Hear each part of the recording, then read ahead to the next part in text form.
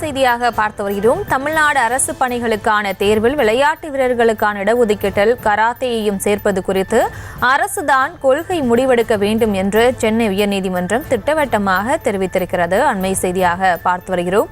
விளையாட்டு வீரர்களுக்கான இடஒதுக்கீட்டில் அரசுதான் முடிவெடுக்க வேண்டும் என்று உயர்நீதிமன்றம் திட்டவட்டமாக தெரிவித்திருக்கிறது. அது தொடர்பான அண்மை செய்தியை பார்த்து வருகிறோம். மேலும் விவரங்களோடு இணைகிறார் செய்தியாளர் மதியழகன்.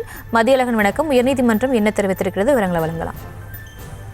அரசு பணிகளுக்கான தேர்வில் விளையாட்டு வீரர்களுக்கு 10% இடஒதுக்கீடு வழங்கப்படுகிறது. சிலம்பம், கூடைப்பந்து, கால்பந்து, ஹாக்கி, கைப்பந்து, கபடி, மல்யுத்தம், குத்துச்சண்டை, ஜிம்னாஸ்டிக், ஜூடோ, பளுதூக்குதல், தடகள விளையாட்டுகள், துப்பாக்கிச்சூடு உள்ளிட்ட விளையாட்டு வீரர்கள் மட்டும் விளையாட்டு வீரர்களுக்கான இடஒதுக்கீட்டை பெற முடியும். இந்நிலையில் விளையாட்டு வீரர்களுக்கான இடஒதுக்கீட்டில் கராத்தேவையும் சேர்க்க அரசுக்கு உத்தரவிடக் கோரி சென்னை ஆவடியைச் சேர்ந்த கராத்தே சாம்பியன் அருண் பிரபாகரன் சென்னை உயர்நீதிமன்றத்தில் மனு தாக்கல் செய்திருந்தார். அதில் கராத்தே விளையாட்டை விளையாட்டு வீரர்களுக்கான இடஒதுக்கீட்டின் கீழ் சேர்க்க கோரி அரசுக்கு பல மனுக்கள் அளித்தும் எந்த நடவடிக்கையும் எடுக்கப்படவில்லை என குறிப்பிடப்பட்டுள்ளது.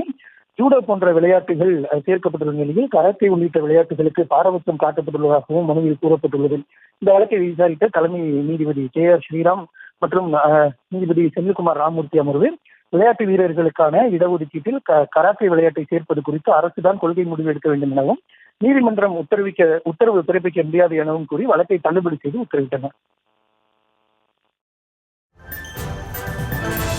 விவரங்களுக்கு நன்றி மதியழகன்.